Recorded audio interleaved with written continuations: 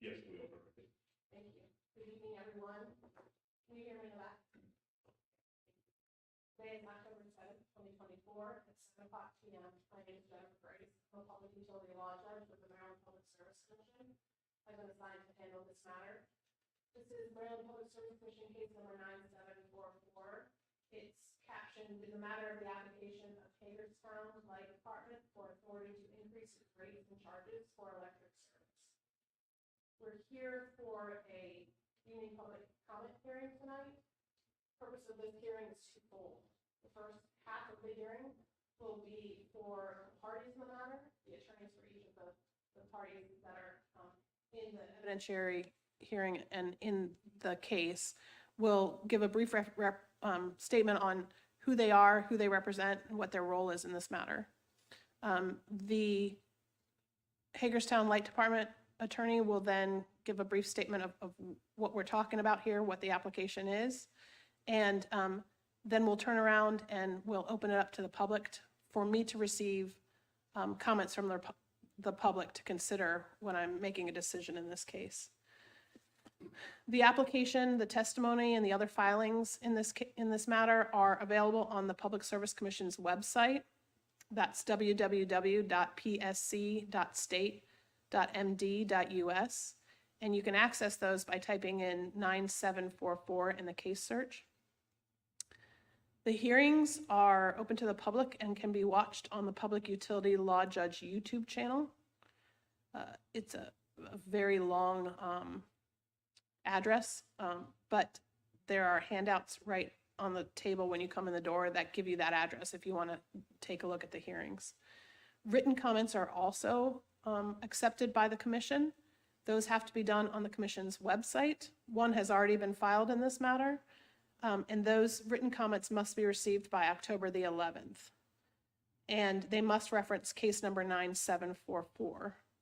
If you don't want to file a written comment on the commission's website, you can also send it by U.S. mail to Jamie Bergen, Chief Clerk, Maryland Public Service Commission, 6 St. Paul Street, 16th floor, Baltimore, Maryland, 21202.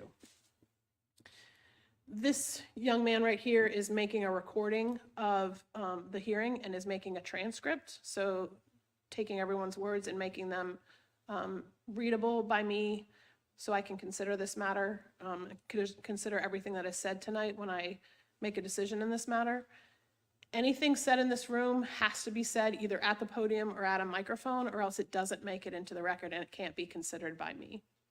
So I'm going to ask the attorneys in this matter who have appeared before me before to approach the podium to state and spell your first and last name for the court reporter, and then to respond appropriately. And then I will ask any member of the public who wants to speak to do the same thing. So let's start by introducing the parties. The attorney for Hagerstown Light Department. Thank you, Your Honor. Wait a second. Approach the podium, please.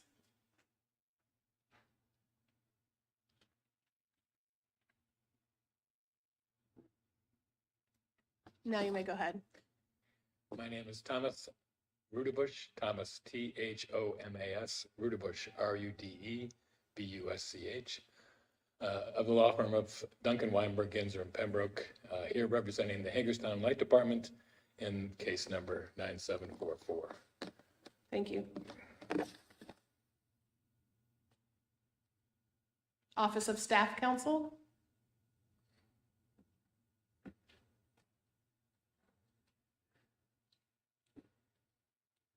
Good evening, Your Honor. Lloyd Spivak for that's LLOYD,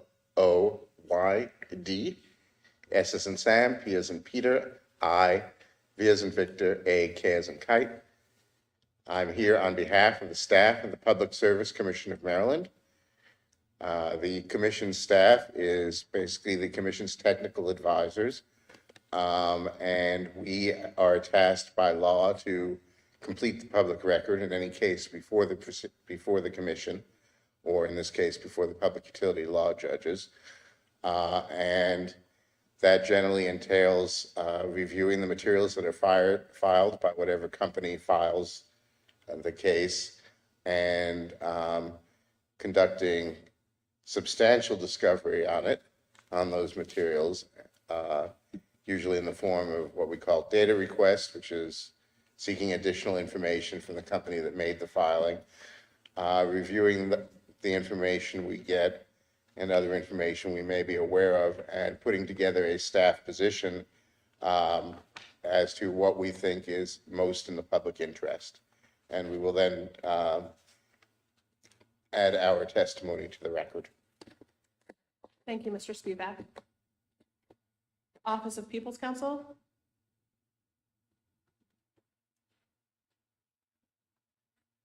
Good evening, Your Honor. My name is Milen Tekla Mikhail. First name Meillen. Last name Teklemichael.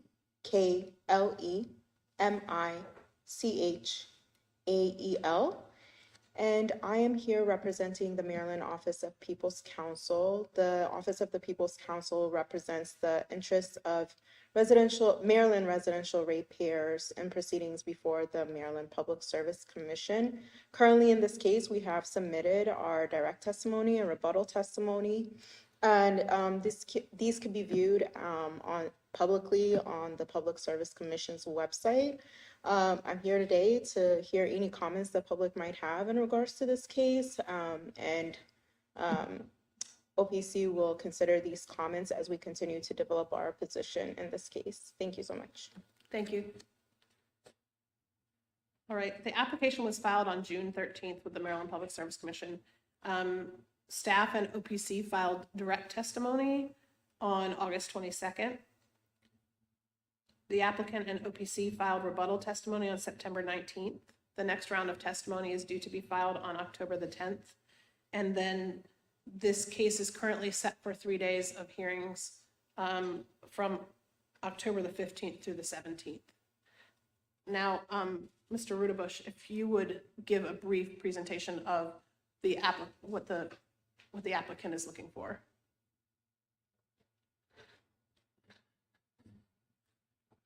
Thank you, Your Honor. Happy to do so. As you mentioned, the application was filed earlier this year. There's been testimony filed, and we've been engaged in discovery.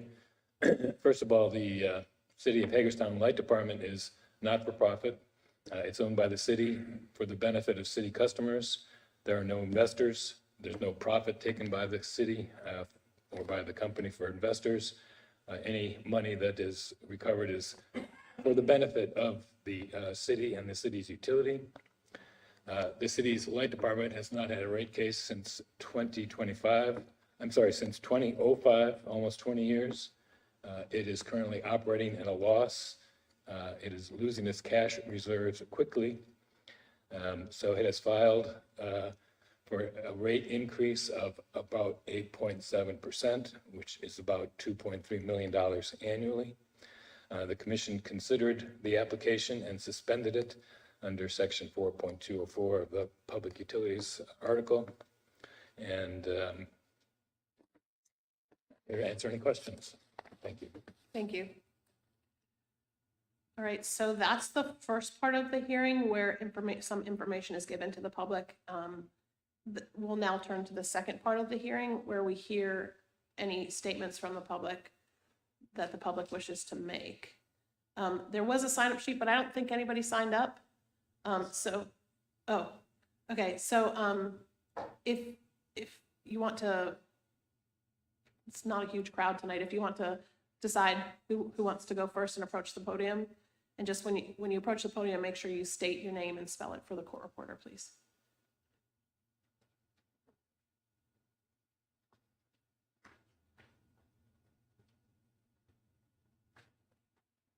My name is Ansabar Naru, N''S''A''B''A''R, last name Naru, N-E-R-U. I have a few things written out here. All right, couple points that I want to address that this particular proposal, how it affects the community itself. Economic burden on residents. Hagerstown median household income is significantly lower than the state average, standing at approximately $48,481. Many residents already struggle financially with over 22% living below the poverty line. This rate is double the Maryland average. So Hagerstown has a huge problem with poverty. A rate increase would disproportionately affect low-income households, exacerbating economic hardship in a city where many are already living paycheck to paycheck. There's already been increases on all kinds of things due to the economic situation of this country. Inflation is at a staggering rate. Cost of living has went up, cost of food has went up, cost of energy has gone up already, and they're proposing an increase of energy costs. I don't believe most of the people in this city can withstand that burden. Second point, 2, potential increased crime rates. Studies suggest that a correlation between financial stress and crime rates. Increasing utility costs would add financial pressure on struggling families, potentially leading to increased crime as people face desperate economic conditions. Hagerstown already has a poverty rate of 22.9%, and adding further financial burdens could worsen social issues. Also connected to that, there has been a noticeable increase in theft in Hagerstown, Maryland, partly due to economic stress and factors such as inflation and job security.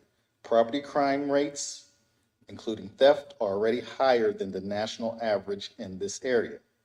While the rate of violent crime remains relatively stable, theft and vehicle-related crimes have been on the rise, with some incidents attributed to the current financial pressures facing many residents.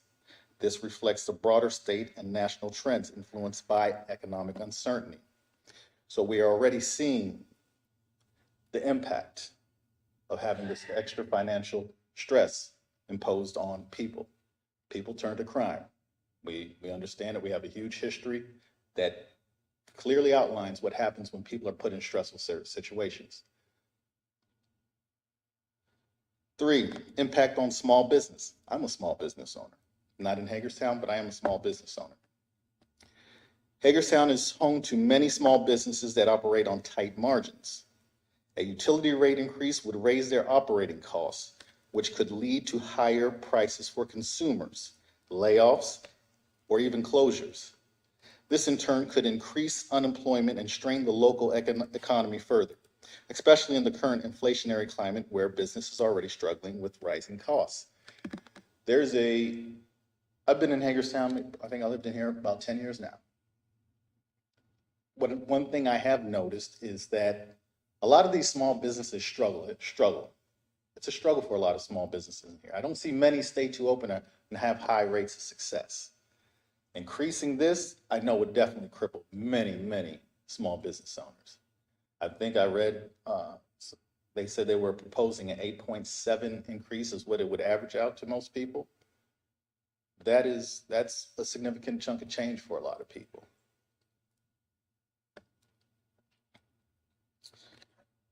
Point 4, inflation and living costs. With inflation impacting essential goods and services, adding a utility rate hike will further stretch household budgets. A rise in utility rates during high inflation could push more families into financial instability, leading to an increased need for public assistance, which could strain local government resources. 5, housing affordability crisis. As housing costs rise across the country, Hagerstown residents already face challenges with housing affordability. An increase in utility rates will raise the overall cost of living, potentially driving some residents into homelessness or forcing them to relocate, reducing population stability and damaging community cohesion. As we've all seen, we pay attention to what's going on in our country here. People are struggling. It's a point that cannot be ignored. People are struggling in this economy. It's not easy for people out here. Companies says they're running at their reserves are running at a deficit. They're not running in profit. I mean, he didn't explain why that is. What is Where's all this money going? Where's the money being lost at? I mean, I think we need to know that too. What is the money needed for? There's a few questions that I would have that I haven't heard answered. My final point is number 6 here, undermining renewable energy goals. If the Hagerstown Light Department is increasing rates without offering significant improvements in renewable energy infrastructure or green energy options, it could be seen as a backward step. If the rate increase is instead allocated towards non-sustainable energy resources, it may not align with broader environmental goals, which is becoming an increasingly important issue for local governments and citizens. So that's what I have at this moment. I don't know if we're able to ask the state's attorney, the company's attorney, questions, to get some questions answered. I only figured out about this because I happened to be dropping some permits off today, and there was a sign out front. So I don't think many people in the city know. I asked a couple of people, not many people know. I don't really know what's going on. I just read a sign and said, let me come see what's up with this thing here. So is that something we could possibly get some questions answered as well? So I can't answer any questions because I'm not allowed to comment on a matter that's pending before me. I absolutely can take a break and go off the record and leave the room and allow you to ask some questions of the attorney representing the company. And then we can come in and I can go back on the record. Did you have some specific questions that you wanted to ask? Not, just kind of freeball it and get some information based on basic things. I know the first question is about the funds. What are the funds allocated for? What is the purpose of what are the company's goals with this extra revenue they're trying to generate certain things, and Okay.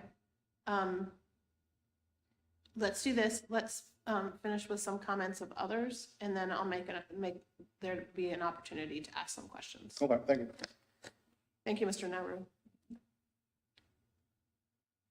Does anybody else from the public want to speak?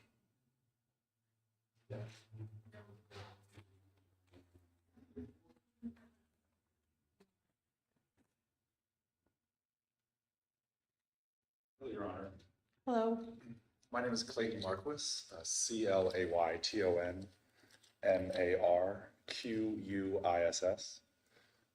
I've been a Hagerstown Light customer for over 10 years. I lived in the county for my entire life, which is 37 years. And this is a drastic increase for the rate of electric in the city of Hagerstown. As the previous gentleman said, we have a high poverty rate in this town and county, but it's much more severe in the city limits. And you can see that by driving down the street, and there's a lot of very poor people in Hagerstown. And I do understand that Hagerstown has not increased their rates in quite some time, but I do think that 8.7% is kind of a drastic increase at one time. And again, I do understand that they haven't done it in a while, but it's a lot easier for customers to build up to it than to just have an 8.7 increase at one time. As everyone's well aware, we're in a global pandemic. Some say we're out of the pandemic. We're still, every day, I think we still feel the effects of the global pandemic that happened. Due to many different factors. I mean, inflation is an all-time high. It has to do with, price gouging, corporate greed, higher cost of things. It's a huge network of why inflation is the way it is. This will only add to that. I know this has nothing to do with the electric, but Hagerstown Wastewater, they just increased their rates by 13%. I don't think the PSC regulates water management. I'm not 100% sure on that. Every single year, Columbia Gas increases their rates. The city of Hagerstown also just, I would say, since I lived here, and maybe I don't know the exact numbers, but I mean, for trash, and these numbers aren't exactly right, but they're pretty close. For basically, if you live in the city of Hagerstown, on your water bill, you have to get city trash. And when I was younger, don't know exactly what year this was, I think it was about $27 a quarter. And now it's about $47 a quarter. So that has nearly doubled the trash ever since I've been a resident here. That's in 10 years. again, they just increased the wastewater, the water bill has just increased, and they've also added, like a Chesapeake Bay protection fee on there. In the past, the residents of Hagerstown used to be responsible for their sidewalks if they cracked and everything, but recently they also added another fee on there to like basically now they manage the sidewalks. So Hagerstown residents are getting squeezed kind of from every single angle. And I just think 8.7 is a drastic increase and it will affect people. And many, many people here live paycheck to paycheck or go negative every month because they got to put stuff on their credit cards. It also, in Hagerstown, Hagerstown has very old buildings here. So I don't know what the average age of the buildings are, but like you drive on the street, many, many buildings are 100+ years old, which means that they have typically poor insulation than a newer building would. Different materials, not as airtight. And some people do have gas for heat, which can be expensive as well. But a lot of the poverty-stricken residents or people that have just lower incomes, a lot of them have baseboard heat. And baseboard heat is extraordinarily expensive, especially with the older houses. So, I mean, if this rate, if this full rate is instilled, I really think people this winter are going to decide whether or not they're going to stay warm or they're going to turn their heat down. And obviously, energy shouldn't be wasted, heat should be managed well, but I don't know if you've ever lived in a house with baseboard heat in an old house. It is very costly. I mean, I've seen people have $300-400 electric bills in the winter because their heating system is baseboard heat. And these people typically are tenants who rent, so they have no control over that. They can't, oh, I'm just going to go get a gas furnace or I'm going to install an electric heat pump in my house to, lower my utility costs or heating costs. And I think that's mainly what I wanted to say. Also, as the previous gentleman said, it is going to affect small business and big business, and it's going to increase the prices of products. And that's just another facet of what this will do to local residents. And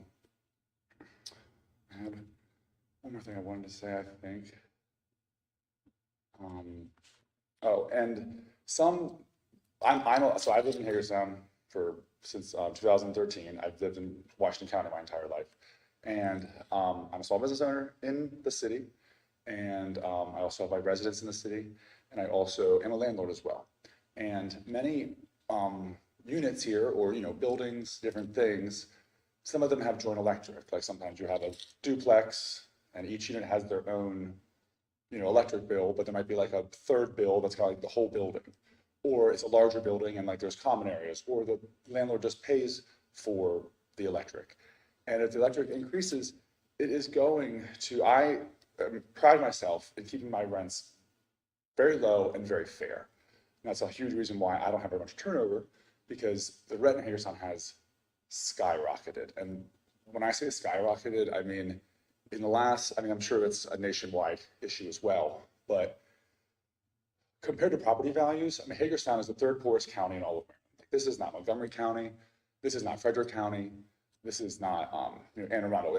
We are one of the poorest counties. I mean, other than I think it's Garrett, and I want to say Allegheny. I mean, we are the third one. And I think there's 23 counties in Maryland, possibly 22 or 24. So we are the lower 5%, or the lower 13 to 15% of the poorest, population in the whole state. And it is going to affect people. It's going to raise rents. It's going to raise prices.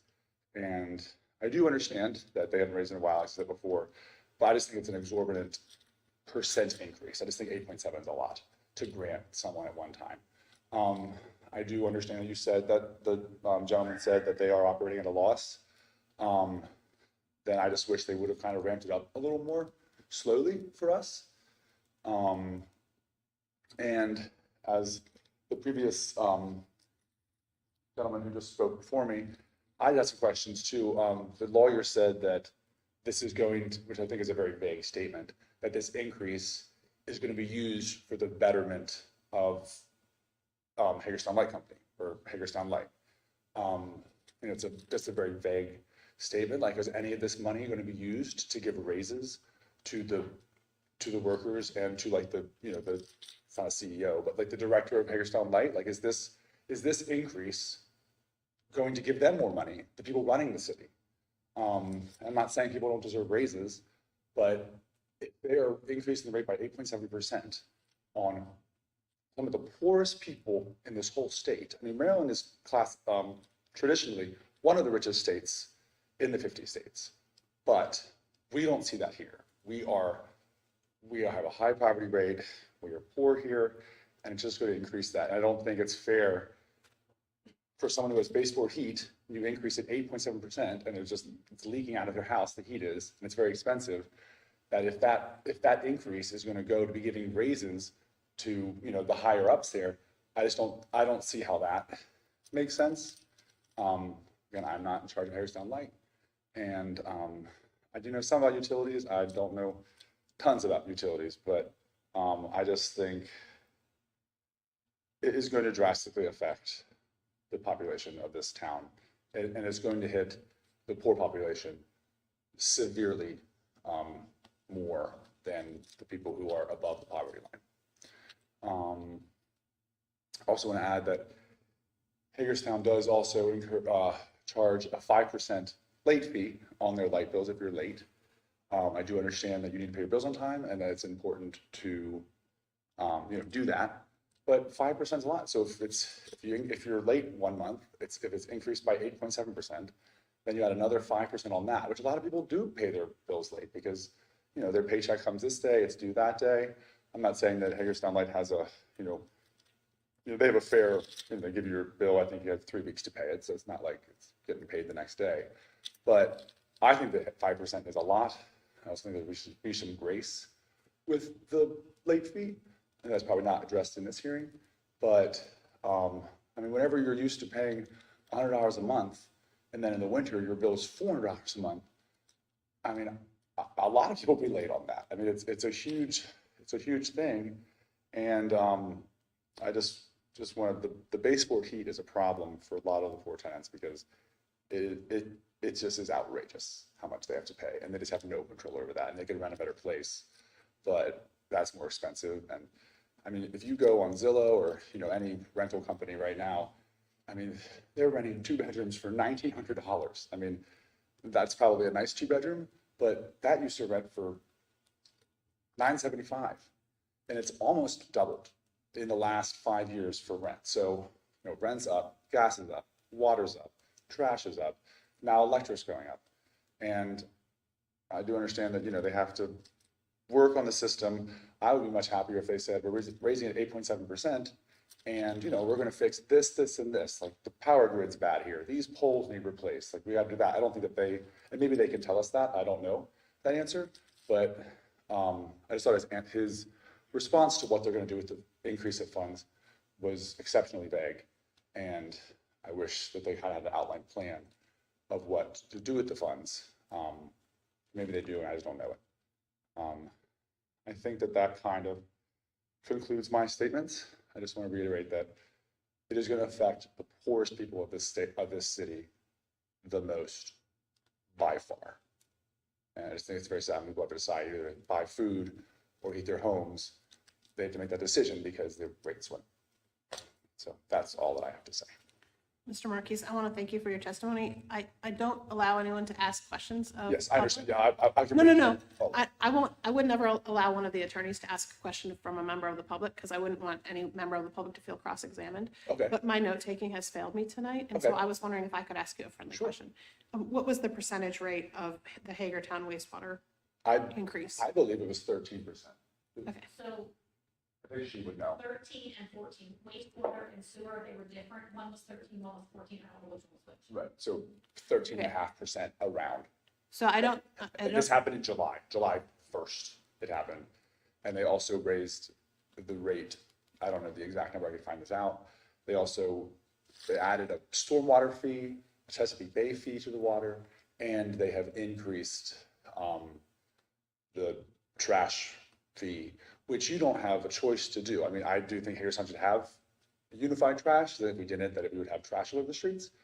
But there's no choice in that. Like when you get your water bill, they charge you $47 a quarter per unit, which ends up being nearly, what's $190 a year.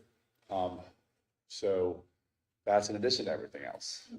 They did just get people new cans, which was very nice of the city to do, but it's just a lot, And Columbia Gas is the only gas utility in this county, at least in Hagerstown. And they try to increase their rates all the time too, and they succeed. They don't typically succeed the full amount, but just every single utility is going up. And I guess that's probably why Hagerstown Light is increasing their rates, because things are obviously more expensive. Electric costs more to buy, but I suppose it would have been tiered more.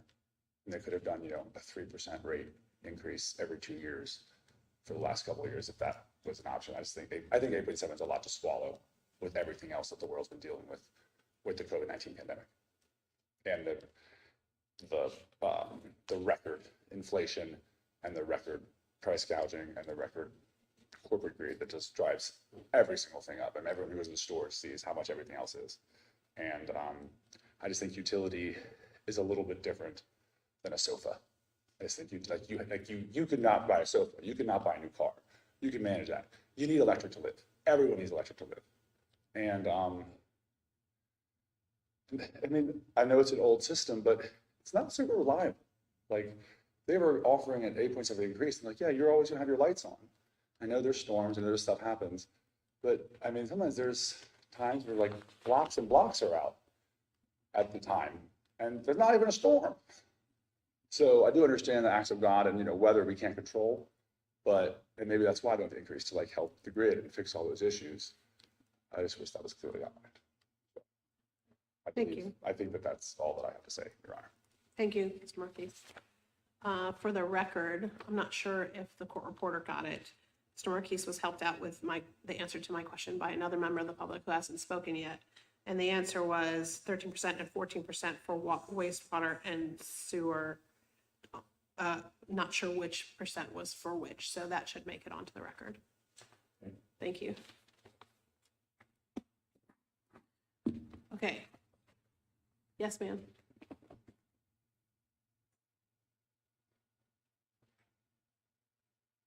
Hello, Hello. my name is Heather Tapley, HeatherTapley. I was not prepared to speak tonight, so I'm a little bit nervous. I definitely wanted to piggyback off of the statements of both of the previous gentlemen. I think the biggest concern that I have is the rate in which it's proposed to increase. The same statement that Clay made was, that it's a extremely high percentage increase at one time. And we have already just had the water increase as well. Speaking from personal experience, my rent has gone up. I'm a renter in town. I've lived here my entire life, but I've rented probably the last five years, maybe 6 years, and my rent has almost doubled in the original price that I was at. So that and adding on the increase in water, the increase in insurance for your car, all of those things. I know that I personally have a lot of friends that are in the lower poverty part of this community that do struggle and that have gone to get assistance for different utilities and struggle to even have that as an option. May it be for electric or rent assistance or housing, whatever that is called. But it's hard for people to make ends meet, or if they are struggling, to be able to get assistance.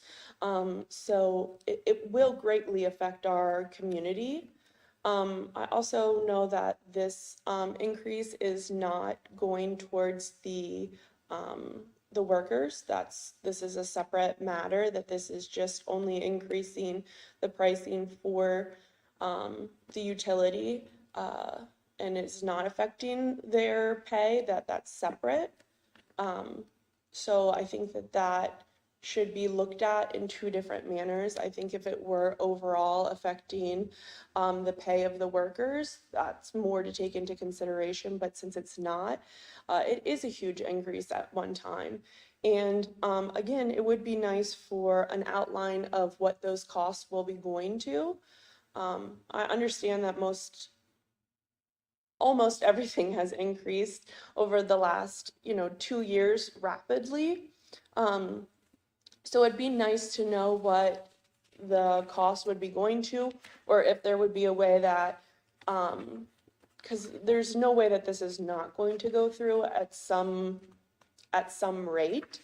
But it would be nice if we would be able to have either a gradual increase or to make sure that there are grid updates that are coming, because we have been having a lot of issues with those lately when we've had power outages. There were some really bad storms over the summer that took out a few larger of the grids, I believe. But yes, so I would just really appreciate if you could take all of these things into consideration. A lot of our community is lower income and do live paycheck to paycheck and can barely, afford rent or afford gas or any of those things, and don't have any money set aside for emergency purposes. So I just really urge you to take those things into consideration for this. Thank you. Thank you very much.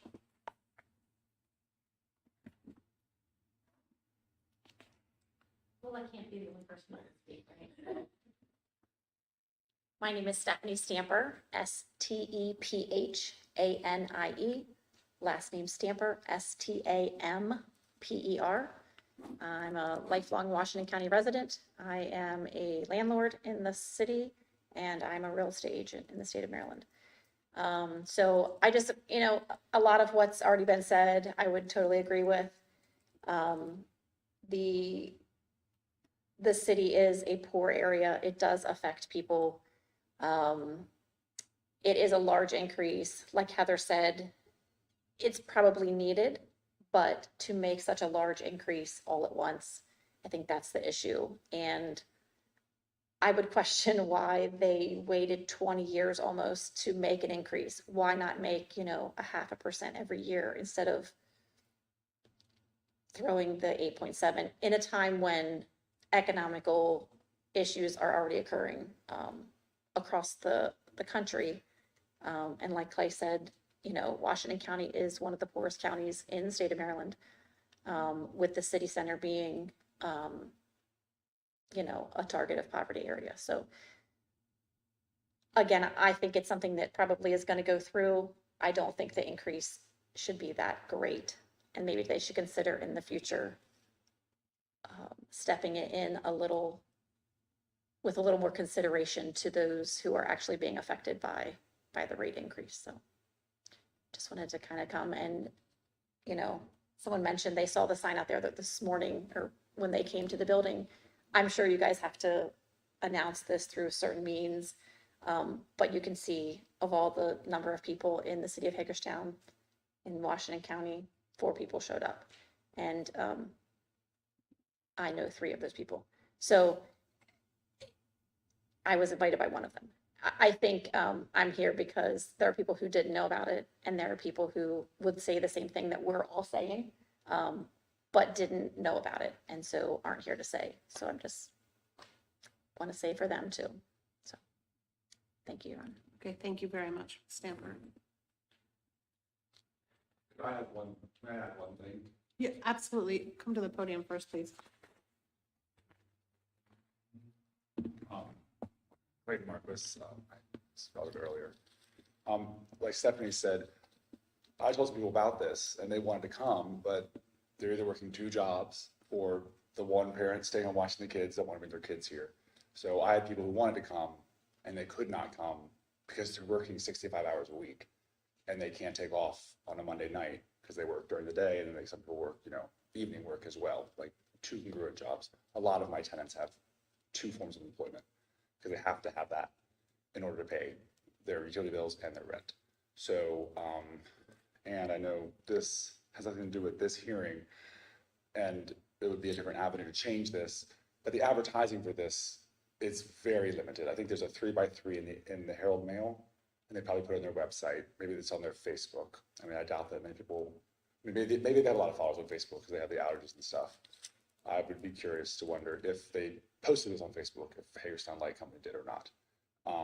But I think a lot of it would be here if they knew what was at stake, if they could make it, and if they knew how much it really would affect them. But they're not even aware of the meeting, and that's why people weren't here. Thank you. Sure. Mr. Naru, and Smart Naru again. Got a couple more statements that I prepared while I was sitting there, but I just want to piggyback off of what I believe his name is Clay just said. The lack of people here, I don't want you to think that that represents anything. And one of the things I just was talking about, they advertise in the Herald Mail.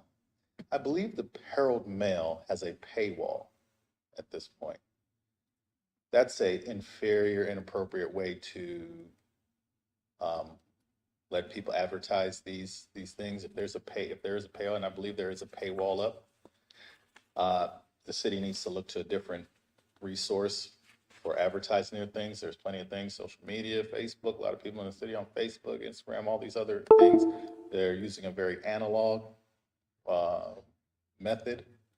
People don't really use papers anymore. It's a digital paper, but people don't really use those much more. A couple more things I prepared while I sit there listening to everybody else there.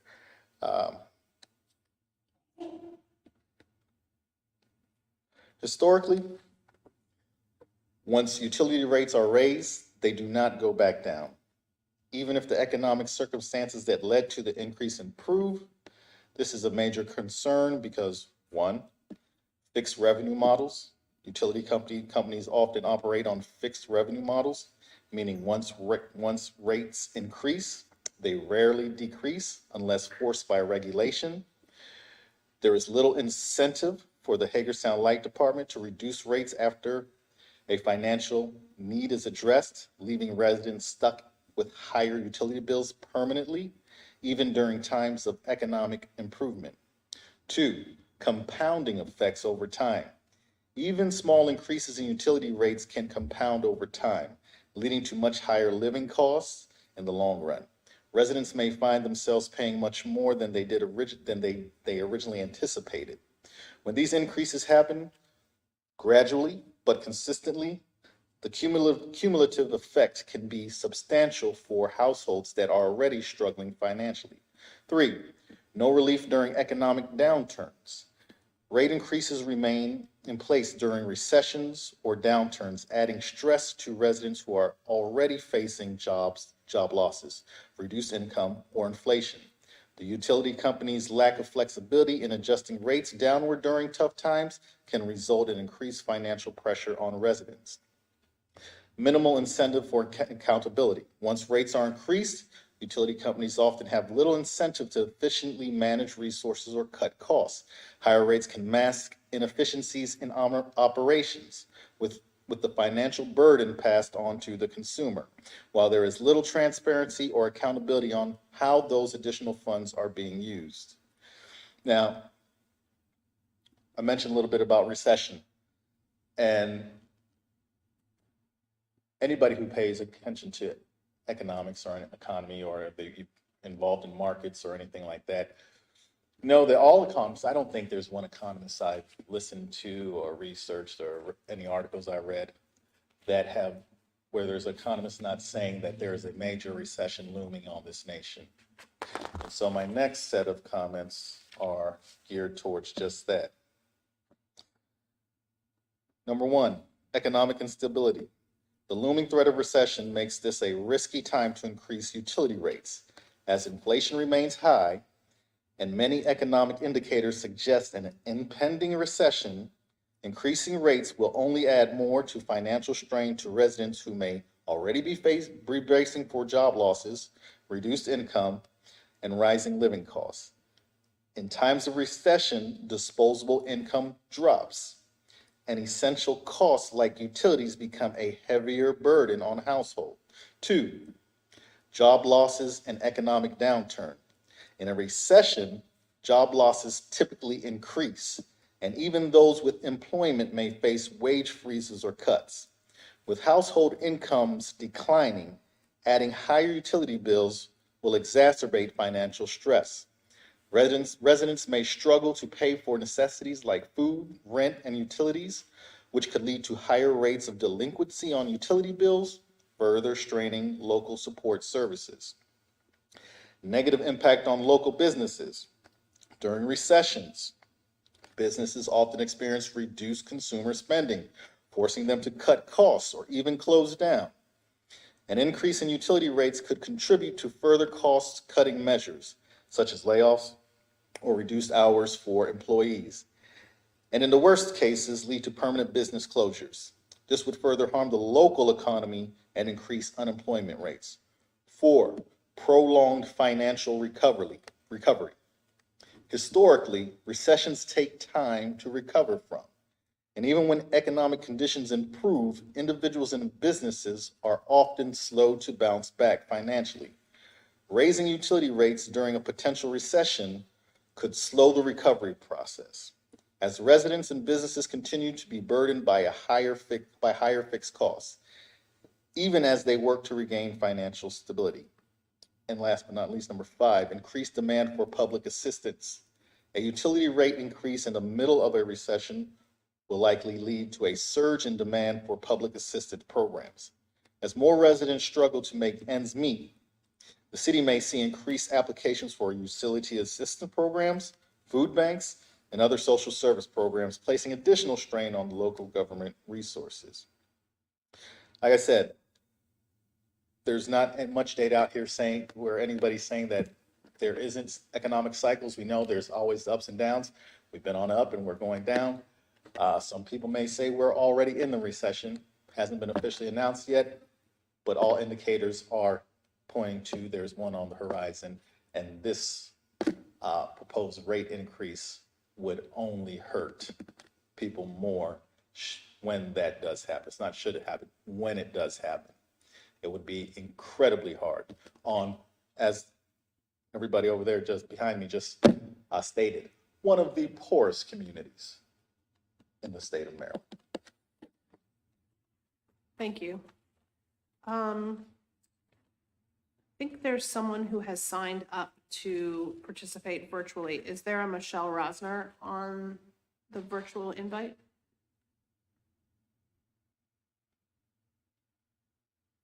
Mr. Rudabush, can you see the screen over there? Can you see it? Is there an additional person on that screen?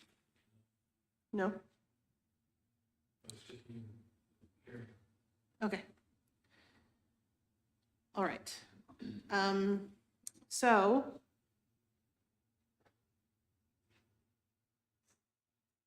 a lot of specific information has been filed in this case. This is my double-sided copy of what I've been taking a look at that's in the docket. And the public has access to that, and there are some little handouts right by the front that give full access to all of the information. So all of the specific questions can be answered that way. I think all of the questions are fairly similar. So Mr. Rudabush, I'm not sure as counsel for the applicant, if you're able to answer some of those questions on the record, or if not, then I would ask that you take the contact information of the folks who have the questions and have someone from the company contact them to try to answer the questions and then report back to the parties.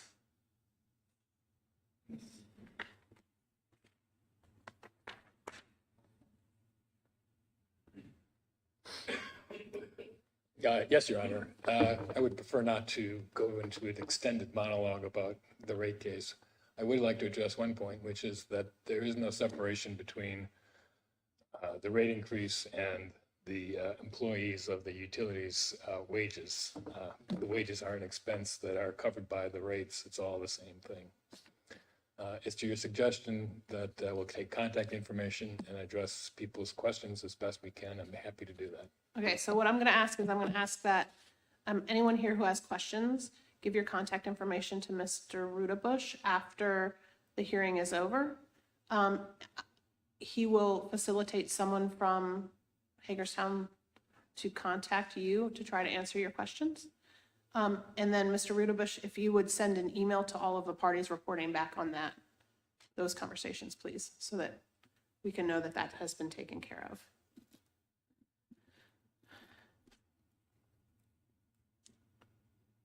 Thank you. There is an opportunity for more public comment to be considered in this case. On these little handouts is the address or the website where written public comments can be received before October the 11th. There's also the address on where folks can watch this hearing that we just had on YouTube if they want more information. And there's also an address for kind of a description on how to get all of the paperwork that's been filed in the case on the commission website if you have any questions. So if you know of other people in the community that weren't able to make it tonight, or that wish to give public comment, or that wish to know more about the filing, all of the information that you need is on these pieces of paper that are by on the table by the front door.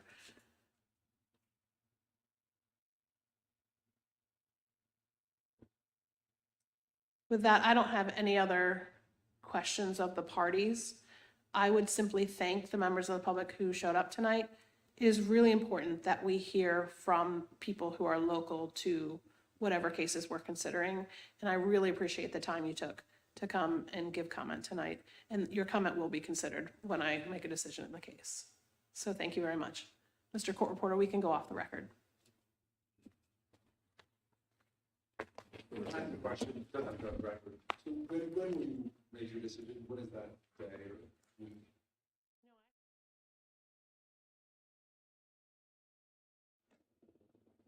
So, and that's a procedural question, so I can't answer it. So the hearings are set for October 15th, 16th, and maybe 17th if we need all of those days. Then the parties file briefs. I issue a proposed order, should be around November 25th. And after that, the parties or the commission, because I work for the Maryland Public Service Commission, can, by its own motion, or the parties can appeal. And so there's a final order issued by the commission. It should be on January 28th. And the hearings are held in Baltimore. Yes. And once the final decision is made on the 28th, they could increase it to 29th. That's like right when they would start if they wish. Is that true? Could they increase or they like give like a That's- 1 month? Like, they might be able to. That's generally true. That's when they can start. Yes. Thank you. Generally, in most cases. Okay. All right. Thank you, everyone. I appreciate your time.